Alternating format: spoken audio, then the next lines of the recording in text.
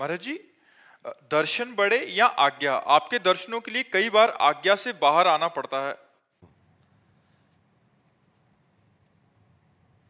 अगर आज्ञा भजन के अंतर्गत है, अगर हमें भजन छोड़ करके दर्शन के लिए जाना पड़े और गुरु आज्ञा है कि आप भजन करो, तो फिर हमें गुरु आज्ञा पर रहना चाहिए। जैसे एक बार भाई जी से हनुमान प्रसाद पोद्दार जी महाराज जी की सेवा में रहने वाले राधे श्याम बंका जी 10-10 दिन हो जाते, समीप नहीं जाते।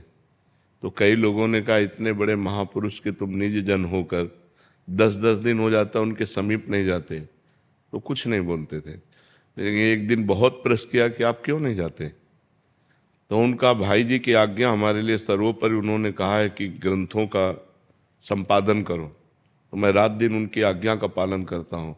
अगर भाई जी की आज्ञा में त्रुटि हुई तो दर्शन क्या, हम उनकी आज्ञा का पालन कर रहे हैं।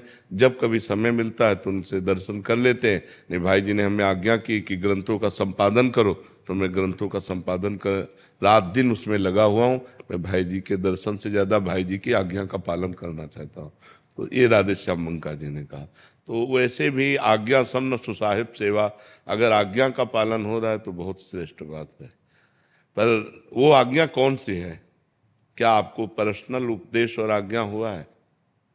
अगर नहीं तो सार्वजनिक आज्ञा का निर्वाह करते हुए, सबके लिए है नाम जप। नाम जप करते दर्शन का सौभाग्य ज्यादा दिन नहीं रहता। महापुरुषों के संतों का दर्शन का सौभाग्य ज्यादा दिन नहीं रहता। भजन तो कभी भी कर सकते हो, लेकिन अभी अवसर है तो आंख मिला लो जाके, और नहीं जब अंतर ध्यान हो गए तो भजन तो करना ही है, रात दिन भजन करना है।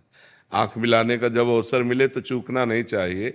जाकर के दरस दस परस अग्नास बास निज संग करो दिन, तिन मुख हरिजस सुनत श्रवण मानो न त्रिपिच्छिन।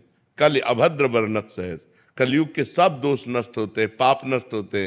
संत समागम जब हम करते हैं, संतों का दर्शन करते हैं, उनके पास बैठते हैं, तो उनकी कृपा से हमें अध्यात्म शक्ति जागृत होती है, हमारे पाप नष्ट होते हैं, हमारे कलयुग के दोष नष्ट होते हैं, हमारा मन भगवान की तरफ सहज में, परमात्मा की तरफ सहज में भागने लगता है। इसलिए अगर कभी संत समागम का अवसर मिले तो भजन छोड़कर भी संत समागम करना चाहिए।